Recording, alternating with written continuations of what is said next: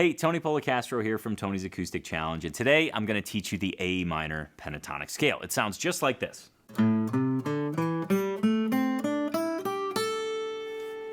As a guitar geek, soloing is an extremely hot topic, and it brings about a lot of questions like, where should you start? How do you start?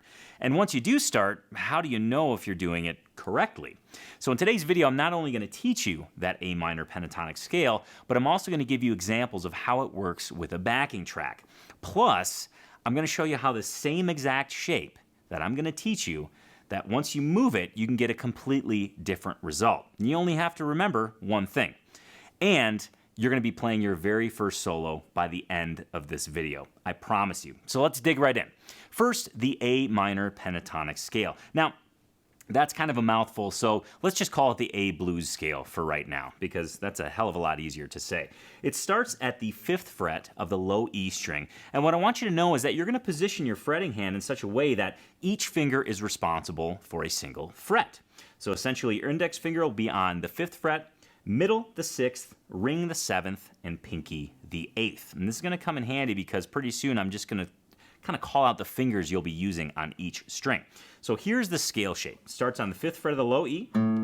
We go to the 8th fret of the low E. Move to the A string. We fret the 5th fret and then the 7th. The D string, same exact pattern, 5th and 7th. The G string, same exact pattern, 5th and 7th. Once we move to the B, we go back to the 5th and then the 8th. And then the high E, we round it out with the index finger on the 5th fret. So one way that I like to think about this pattern, and it helps me really internalize it, is I just name the fingers that I'm using. So again, starting on the 5th fret of the low E, it'll be index, pinky, index, ring, index, ring, index, ring, index, pinky, index.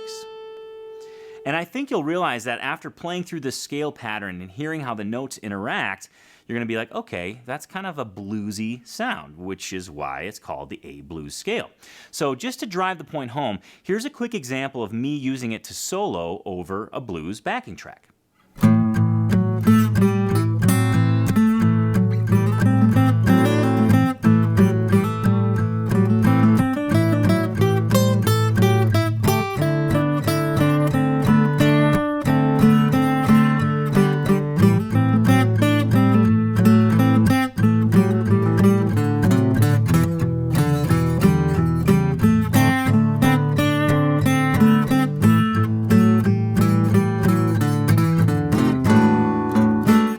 Okay, so now that you see that scale in action, I want you to think about the scale pattern. Again, that pattern of fingers. Index, pinky, index, ring, index, ring, index, ring, index, pinky, index. Because what we're going to do now is we're going to move that same exact shape, that same exact finger pattern, and get a completely different result over the same exact backing track. Here's what we're going to do. We're going to take our, instead of using our index finger on the 5th fret of the low E string, we're going to position our pinky finger on the 5th fret of the low E string. And then we're going to follow the same exact pattern. We'll go pinky, index, ring, index, ring, index, ring, index, pinky, index, and then we'll wrap it up with a pinky on the 5th fret of the high E string. That same exact shape that you just played for the A minor pentatonic scale is also the A major pentatonic scale. We just have to position our pinky at the 5th fret of the low E string. So again, just so you can hear how it sounds. Totally different tonality. And you might be thinking, okay, well, one shape, I can remember one shape, but how is this other one useful? Well, check this out. I'm going to show you an example using the same exact bluesy backing track. You're now going to hear how the A minor or the A major pentatonic scale actually kind of infuses it with this major tonality. Think, almost think Allman Brothers here. So here's a quick example.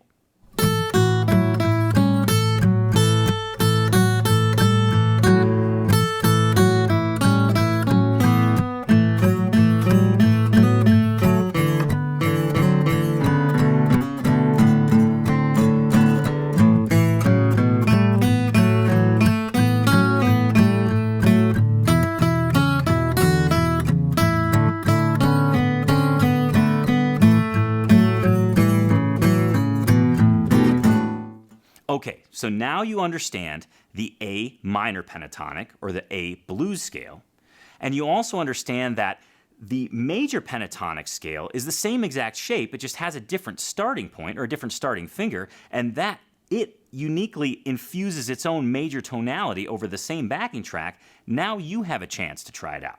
So at the end of this video, you're going to see that it's just a backing track. It's about a 3-minute long blues backing track, and I want you to try each shape. I want you to have fun. I want you to throw caution to the wind and experiment. Use the A blues shape for one pass, then use the A major shape for another pass, and see how you actually, as the soloist, have control over what tonality you impart on a song.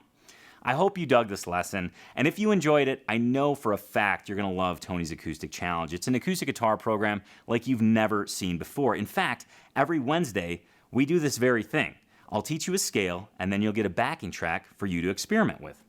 And if you're interested in Tony's Acoustic Challenge and how it can take your playing to the next level, I want you to click on the link here in the video or in the description below to read more about the program. And if you dig it, if you resonate with it, I want you to request your invite today. I'd absolutely love to have you in the program.